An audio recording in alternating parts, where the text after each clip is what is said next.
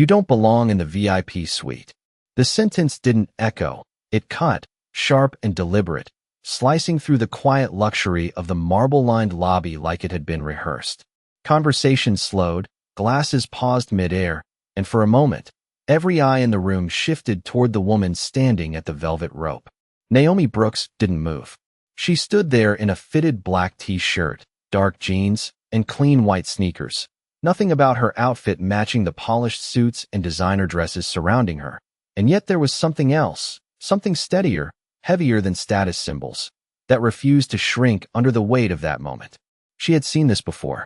Not once, not twice, but enough times to recognize the tone before the words even finished leaving his mouth.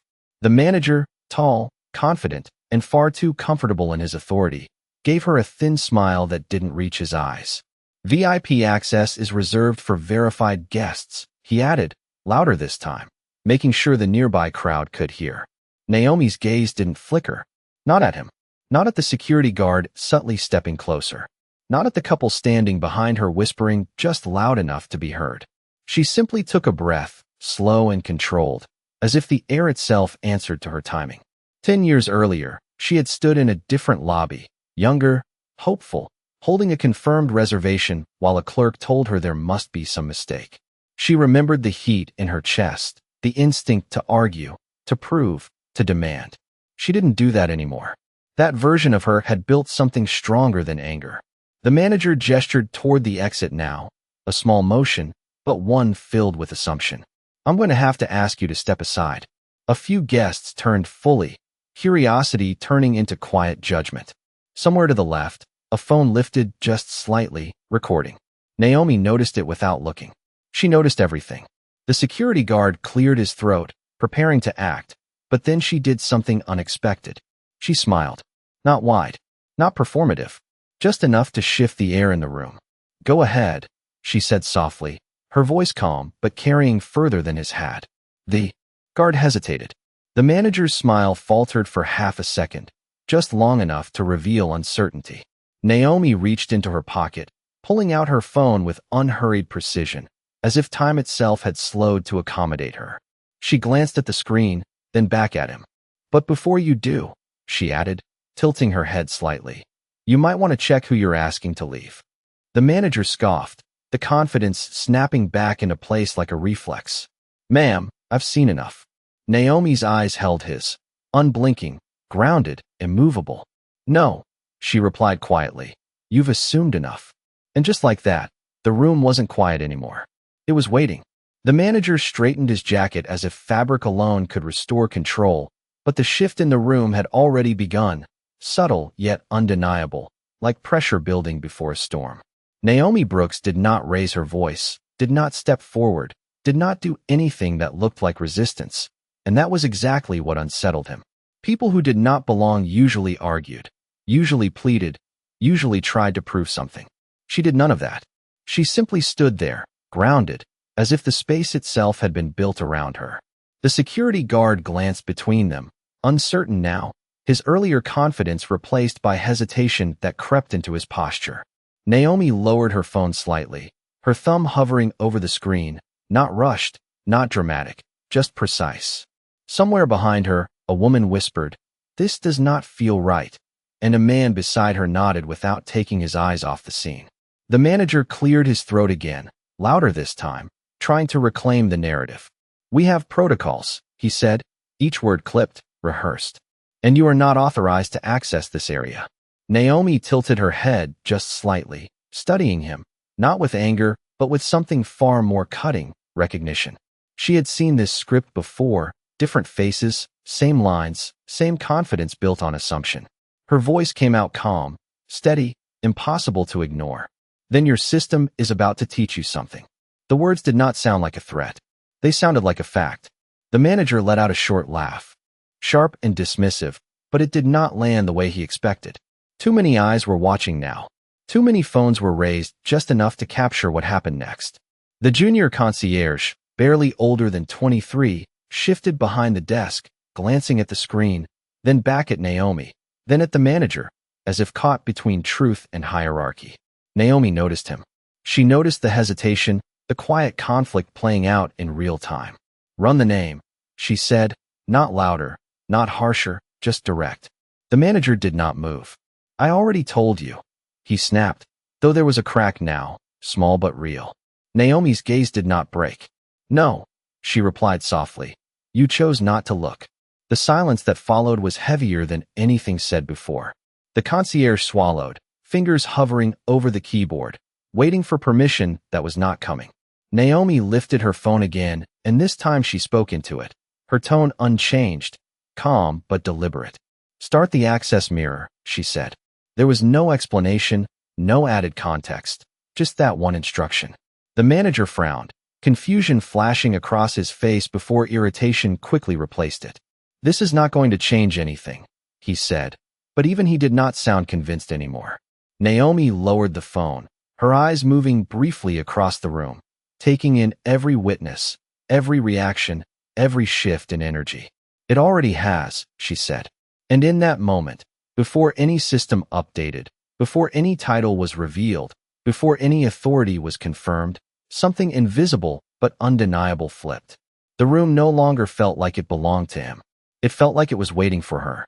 The concierge's fingers hovered over the keyboard, trembling just enough to betray what his face tried to hide. And in that hesitation, the entire room found its center of gravity shifting again, because now it was no longer just about a guest being denied. It was about a decision waiting to be made in plain sight. Naomi Brooks did not move, but her presence filled the silence like a steady pulse, unshaken, unhurried, as if she had already seen the outcome and was simply allowing everyone else to catch up. The manager stepped closer to the desk, lowering his voice toward the concierge, but not enough to escape the ears of those nearby. "Do not run anything," he said, each word tight with control. "We are handling this." The concierge nodded instinctively, but his eyes flickered back to the screen, then to Naomi, then back again, caught between instruction and instinct. Naomi noticed the conflict and spoke again, not louder, not sharper, but clearer. "Truth does not need permission," she said. The words landed differently this time. They did not challenge authority, they exposed it. A man standing near the lounge chair shifted his weight and said under his breath, "Just check the name." And a woman beside him nodded, her phone now fully raised, recording without hesitation. The manager straightened, irritation turning into something closer to urgency. "This is becoming a disturbance," he announced, projecting authority outward, trying to reclaim the room. "If you do not step away, we will escalate this situation." Naomi's expression did not change. "You already did," she replied. The security guard, still positioned beside her, adjusted his stance but did not reach for her again. Something in her tone had made him pause, not out of fear, but out of recognition that this moment was no longer simple. The concierge finally inhaled, long and steady, then placed his hands on the keyboard. The sound of the first key being pressed was almost too loud in the silence. The manager's head snapped toward him. "I said do not," he started, but stopped when the screen changed.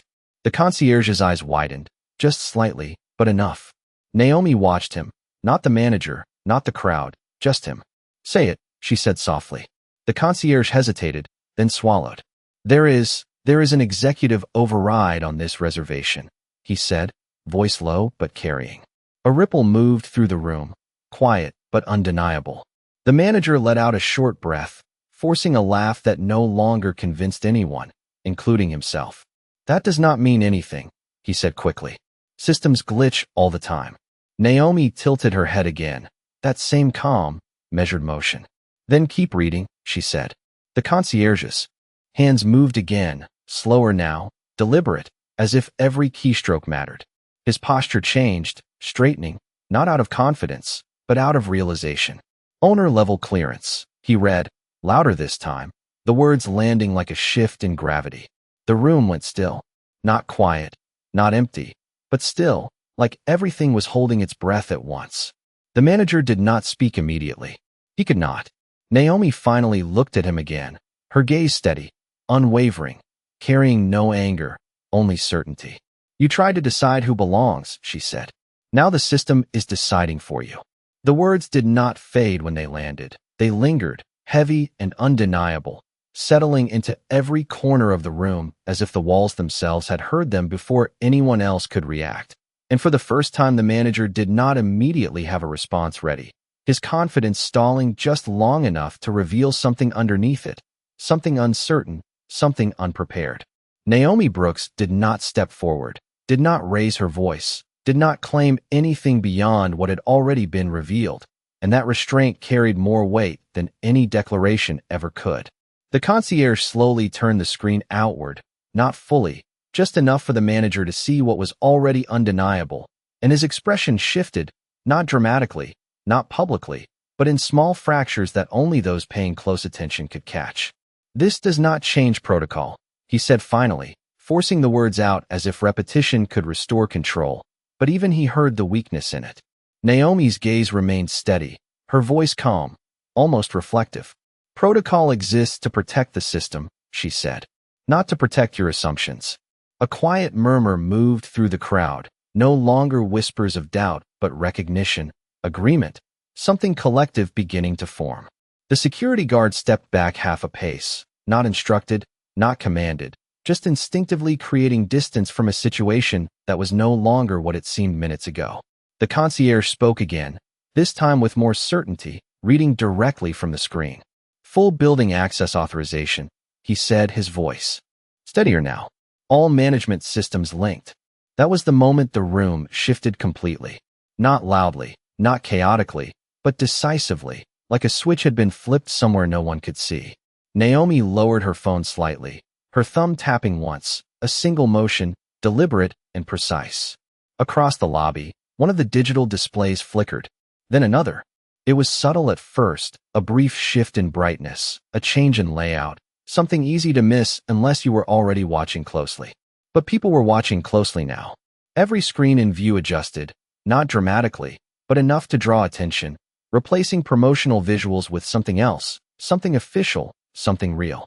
The manager turned, following the movement, his posture tightening as the first display fully updated. Names, ownership records, authorization logs.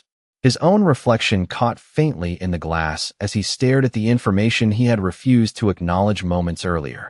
Naomi did not look at the screens. She did not need to. She was watching him. "You asked the system to confirm who belongs," she said quietly. "So I did." The words did not rise, did not push, but they landed harder than anything before them. The concierge stepped back from the desk now, not out of fear, but out of respect, as if the space itself no longer belonged to routine or hierarchy, but to truth finally made visible. The manager opened his mouth, then stopped, his next words caught somewhere between authority and realization. Naomi took a single step forward, not aggressive, not confrontational, just enough to close the distance that had never really existed for her. 14 minutes, she added softly, glancing at her phone for the briefest moment. That is how long it takes for a system to correct itself. And in that moment, everyone understood the countdown had already begun. The screens did not flicker back this time. They held steady, cold and undeniable, turning the entire lobby into a reflection of truth that no one could ignore. And the longer they stayed that way, the more the weight of what had just been revealed settled into every person watching. Naomi Brooks stood exactly where she had been, calm, composed, as if none of this surprised her, as if she had simply allowed the room to arrive at the conclusion it should have reached from the beginning. The manager's eyes moved from one screen to another, searching for something to contradict what he was seeing, but there was nothing left to challenge, nothing left to dismiss. Around him, the quiet had changed. It was no longer curiosity. It was judgment, the kind that did not need words to be understood. A man near the entrance lowered his phone slightly and said under his breath, he had every chance. And someone beside him nodded without hesitation. The concierge remained still behind the desk, no longer uncertain, no longer waiting, his posture now aligned with what the system had confirmed rather than what he had been told to ignore. Naomi glanced briefly at her phone again, not checking, not hoping, simply tracking, her expression unchanged. 12 minutes, she said softly, not to the manager, not to the room, just stating it like a clock no one else could see. The manager straightened again, forcing control back into his voice, but it came out thinner now, strained at the edges. "This is a misunderstanding," he said, turning slightly toward the guests as if appealing to them might restore his authority. There must be an internal error. Naomi's gaze shifted back to him, steady and precise. Errors repeat, she replied. Patterns reveal. The words landed harder than the screens ever could. The security guard stepped back another half step, now clearly separating himself from the situation, his earlier certainty replaced with something closer to awareness. He was no longer part of enforcement.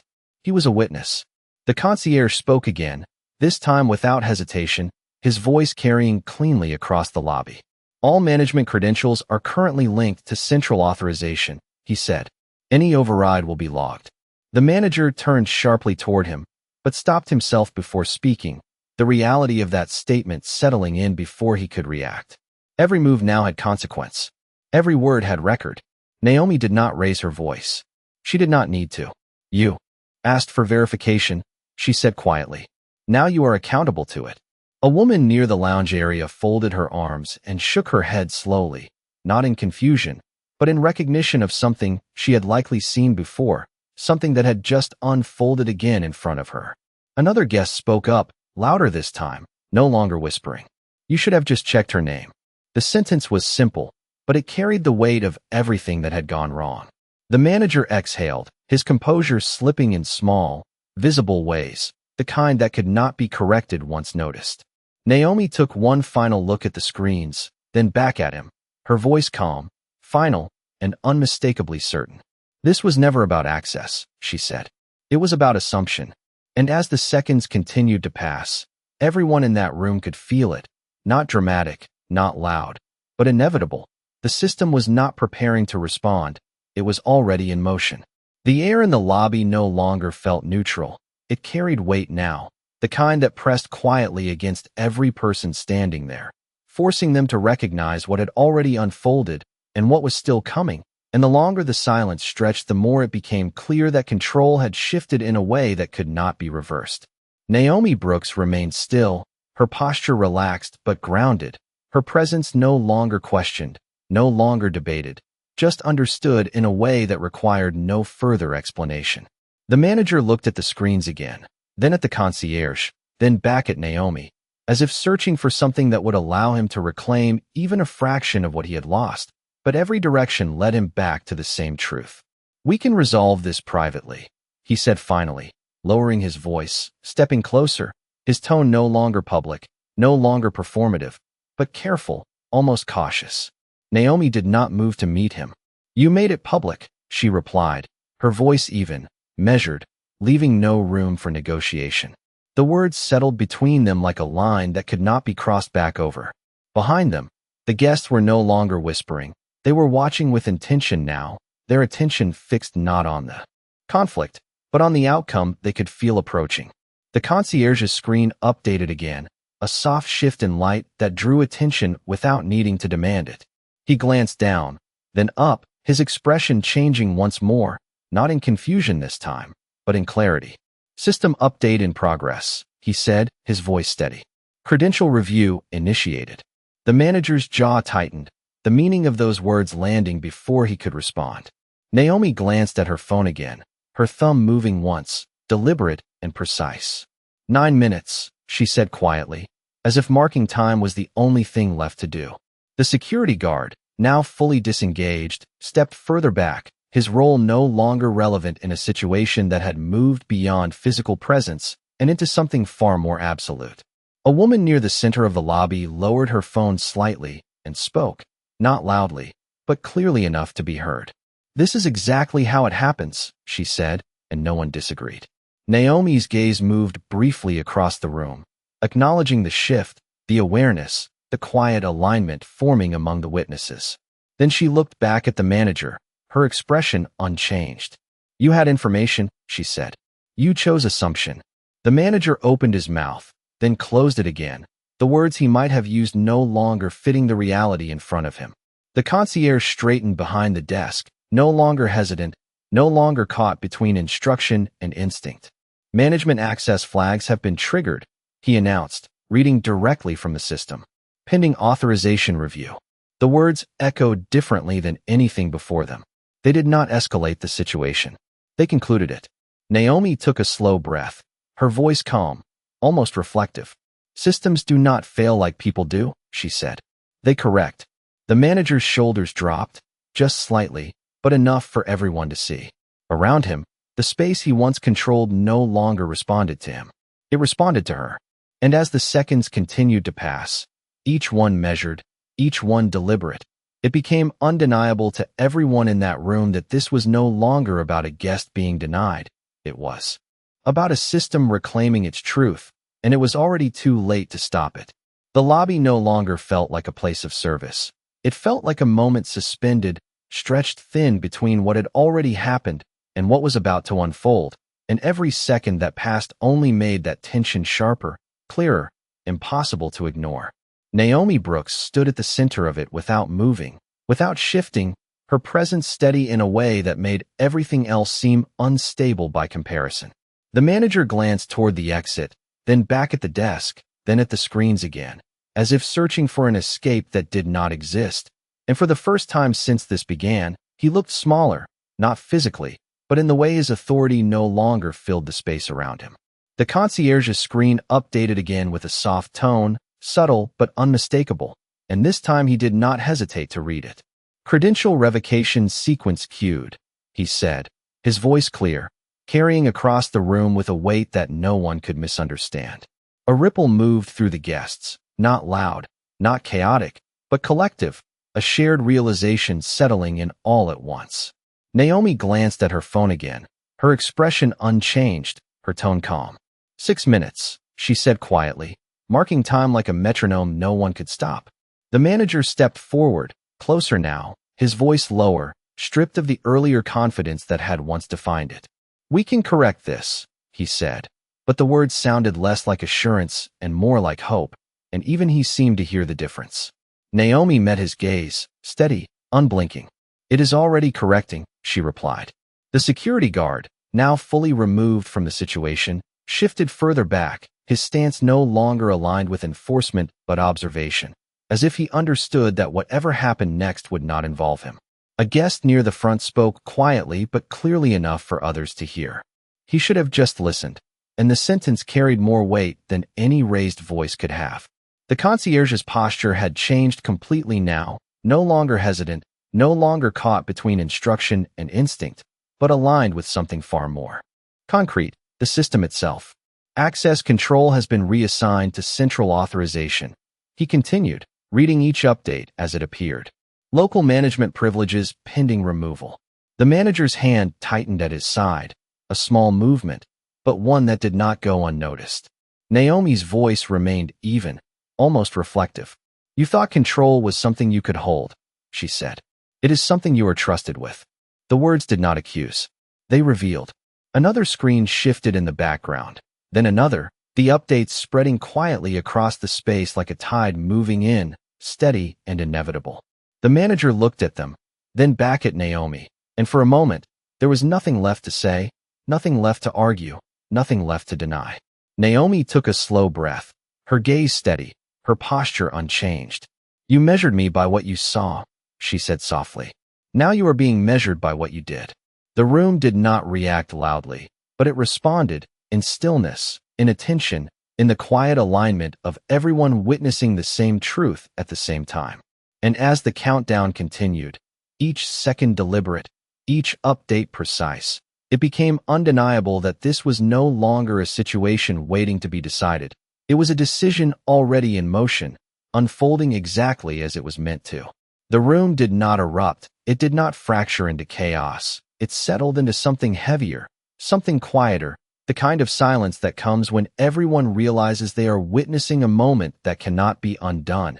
And in the center of it, Naomi Brooks stood untouched by the tension she had created, as if she had stepped outside of it entirely. Her eyes lowered for just a second, not in hesitation, not in doubt, but in memory, and for a brief moment the lobby faded, replaced by something older, something sharper. She was 19, standing in a narrow hotel hallway, holding a printed confirmation that no one would read, listening to a voice tell her she must have made a mistake, that rooms like that were not meant for people like her, and she remembered the heat in her chest, the way her voice had tried to rise, the way it had been dismissed before it could fully form. She had left that night without arguing, without proving, but she had not forgotten. That memory did not make her angry now. It made her precise. The lobby returned around her, the marble, the lighting, the quiet hum of systems adjusting in real time, and she lifted her gaze again, steady, grounded, present. The concierge's screen shifted once more, a soft tone marking the update, and this time his voice carried with certainty that did not need approval. "Revocation sequence active," he said. "Management access removal in progress." The words landed like a quiet verdict. Naomi glanced at her phone again, her thumb brushing the screen once, controlled, deliberate. "For minutes," she said softly. The manager did not respond immediately.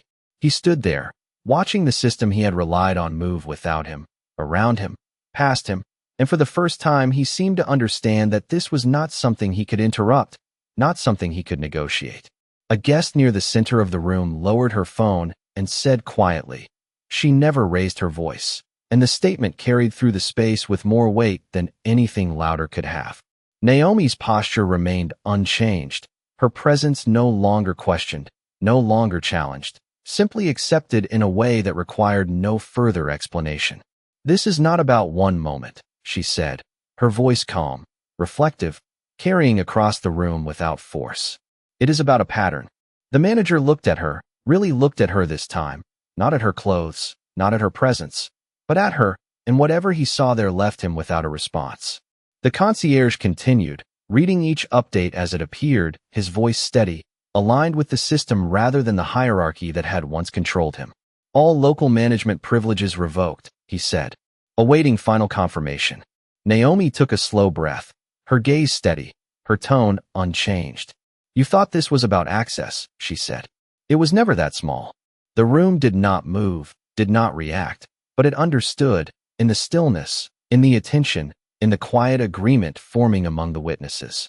And as the final minutes approached, each second measured, each update precise, it became clear to everyone present that this was not just a correction, it was a reckoning, unfolding exactly as it was meant to, without noise, without chaos, without resistance, just truth, finally given the space to be seen. The final minutes did not rush, they stretched, deliberate and exact, as if time itself had slowed to make sure every detail was witnessed, understood, and remembered. And in that controlled stillness, Naomi Brooks remained unchanged, her presence no longer questioned, no longer resisted, but recognized in a way that did not need confirmation. The concierge's screen shifted again, brighter this time, drawing attention without effort, and he did not hesitate to read what appeared. "Final authorization pending," he said, his voice steady, aligned with something far beyond the room. The manager stood motionless, his earlier certainty completely stripped away, replaced with the quiet realization that nothing left in his control could alter what was coming next. Naomi glanced at her phone, her thumb resting against the screen, her expression calm, focused. 2 minutes, she said softly, the words landing like a closing door. A man near the entrance crossed his arms and exhaled slowly, not in frustration, but in recognition of something long overdue. A woman beside him lowered her phone and said quietly, "This is what accountability looks like," and no one challenged her. The security guard remained still at the edge of the space, no longer a participant, just another witness to the shift unfolding in front of him. Naomi's gaze moved briefly across the room, acknowledging the presence of those who had watched, those who had understood, those who had recognized the moment for what it was. Then she looked back at the manager, her voice calm, precise, and final. "You had every opportunity to pause," she said. "You chose to proceed." The words did not accuse. They concluded. The concierge straightened slightly, his posture now fully aligned with the system, no longer influenced by hierarchy or instruction. "Final confirmation received," he announced, his voice carrying clearly across the lobby. "All management credentials revoked." The words settled into the space with a quiet finality that did not require repetition. For a moment, nothing moved. Not the guests, not the staff, not even the manager. Then the screens shifted again, one by one, displaying updated access logs, each confirming what had just been declared. Naomi did not look at them. She did not need to. She already knew. She took a slow breath, her shoulders relaxed, her presence unchanged. This was never about removing access, she said softly. It was about restoring it. The manager lowered his gaze, not in submission, but in the realization that the system he had trusted to validate his decisions had instead exposed them. Around him, the space no longer responded to his authority. It responded to truth. A quiet ripple moved through the room. Not applause, not noise, but acknowledgement, a shared understanding that something significant had just occurred without chaos, without force, without anything except clarity. Naomi glanced at her phone one last time, then slipped it back into her pocket, her movements calm, unhurried. 14 minutes, she said, almost to herself. That is all it takes. And in that moment, as the system settled into its new state and the room adjusted to what had just been revealed, it became undeniable to everyone present that power had never been about volume or presence. It had always been about certainty, and she had carried it with her the entire time.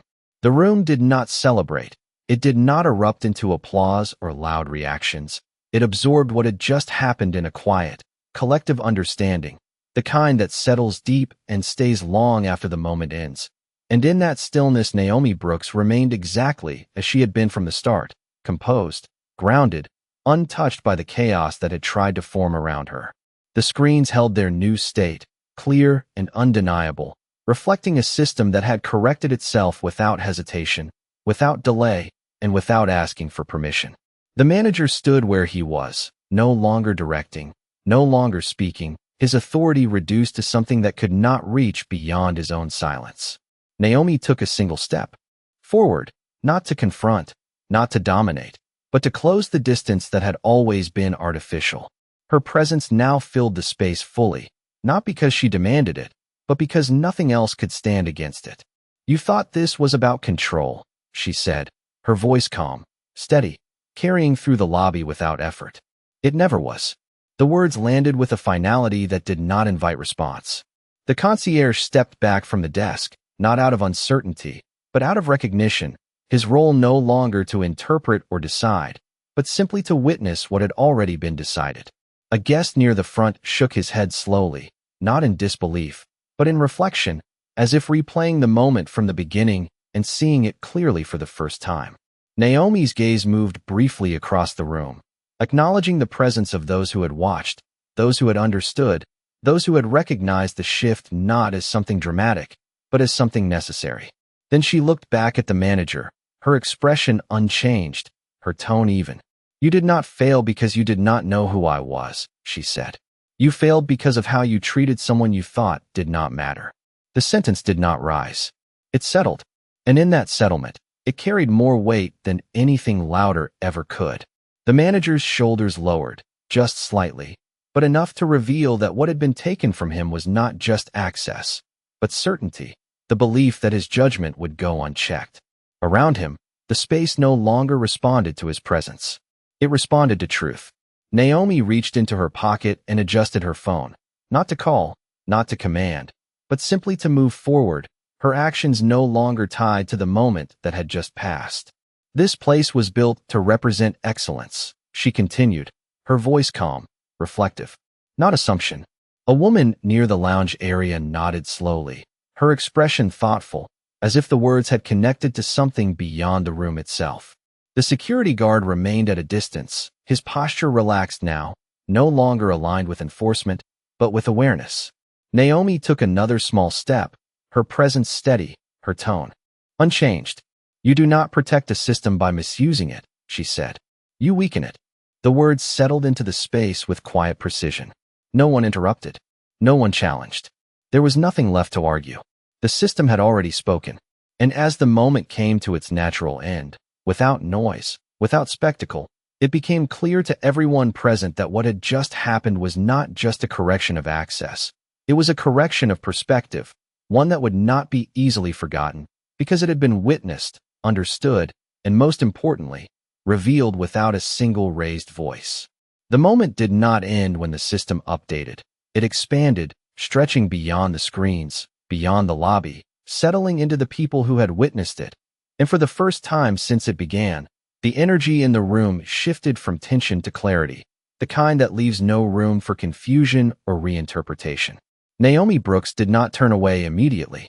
She allowed the silence to sit, to breathe, to become understood, because moments like this were not meant to be rushed past. They were meant to be seen fully. The concierge stepped forward slightly, no longer hesitant, his voice steady, aligned with what had already been confirmed. All access levels have been reassigned, he said. New management authorization will be required. The words did not escalate anything. They finalized it. The manager stood still, his posture no longer defined by authority, but by the absence of it, as if the space around him had quietly moved on without him. Naomi's gaze rested on him for a brief moment, not with anger, not with triumph, but with something far more deliberate, understanding. This was preventable, she said calmly. The sentence was simple, but it carried the full weight of everything that had led to this point. A guest near the back nodded slowly, arms crossed, watching not just the outcome, but the process that had created it.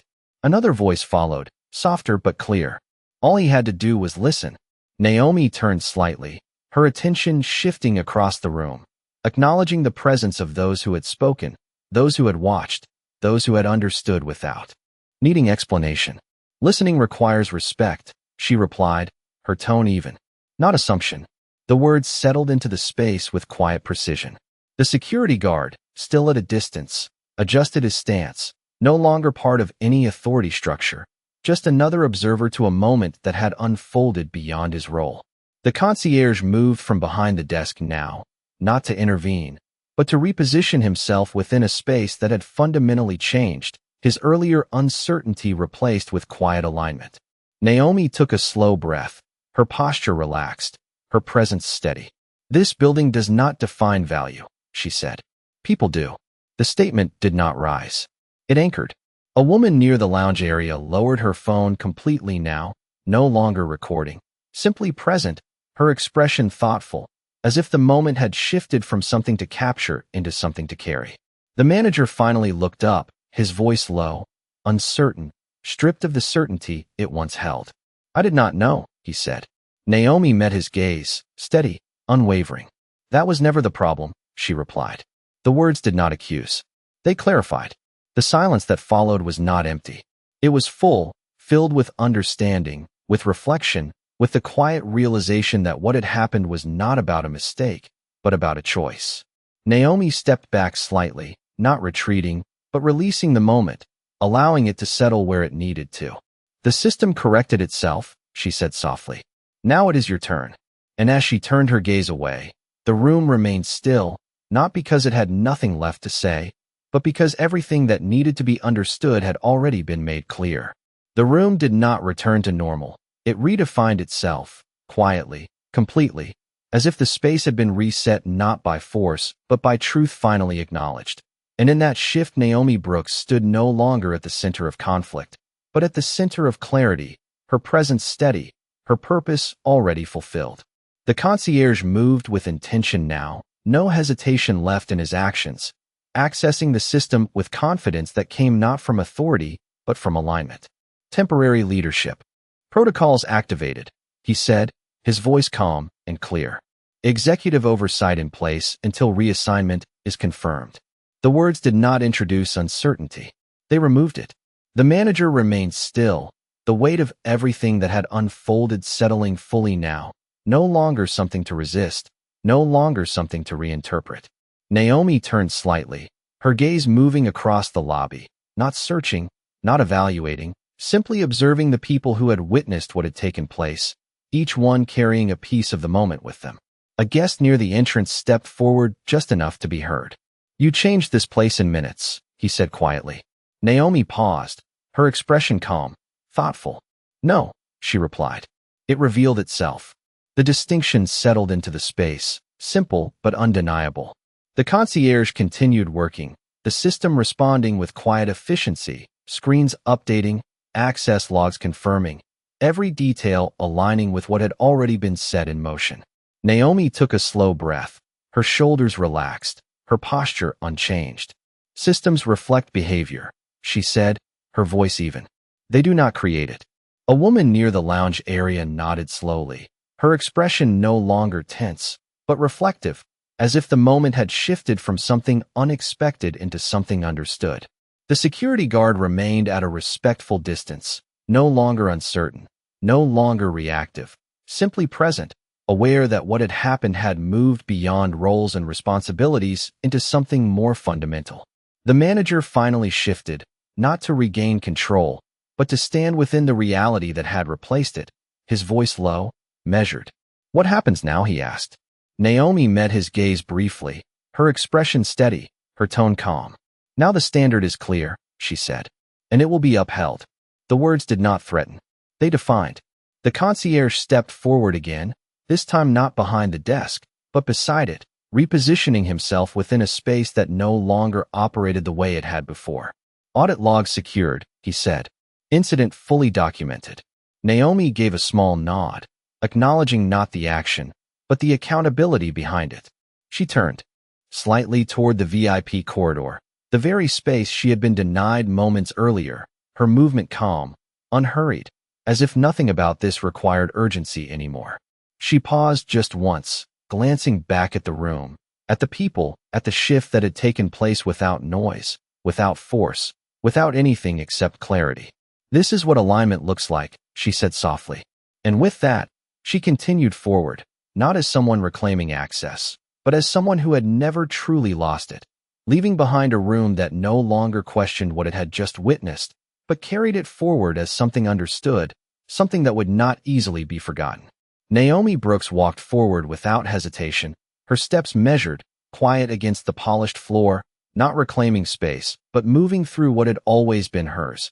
And as she approached the VIP corridor, the doors opened automatically, not as a reaction to status, but as a response to alignment finally restored. The room behind her did not follow, but it did not return to what it had been either.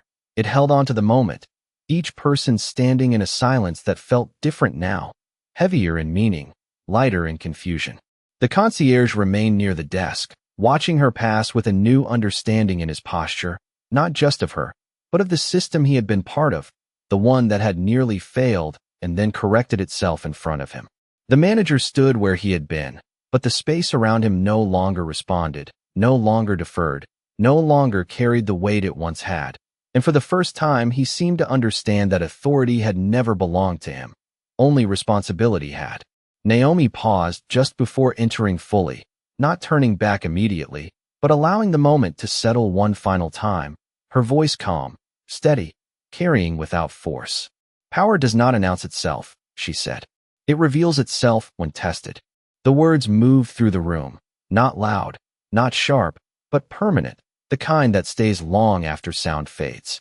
A guest near the entrance exhaled slowly, as if releasing tension he did not realize he had been holding, while another lowered her phone completely, no longer needing to record what had already become unforgettable. Naomi turned slightly then, just enough for her gaze to return to the room one last time, her expression composed, not triumphant, not softened, simply certain. "You saw a person and made a decision," she continued. "The system saw the truth and made a correction." The distinction landed clearly, separating perception from reality in a way that no one present could ignore. The concierge nodded once, almost instinctively, as if the statement aligned with something he now understood more deeply than before. The security guard remained still, his earlier role replaced by quiet awareness, his posture reflecting not authority, but reflection. Naomi took a final breath, her presence steady, her tone unchanged. "Do not confuse access with worth," she said. "One is granted. The other is inherent." The sentence settled into the space like a foundation, something that did not shift, something that did not require agreement to be true. Then she turned fully and walked into the corridor, the doors closing behind her with a soft finality that echoed more in meaning than in sound. The lobby remained still for a moment longer, then slowly, quietly, life resumed, but not as it had been before. Conversations returned, footsteps moved, systems continued, but something had changed, something that would not easily fade, because it had been seen clearly, felt deeply, and understood without explanation. And in that space, where assumption had once spoken loudest, silence now carried the truth.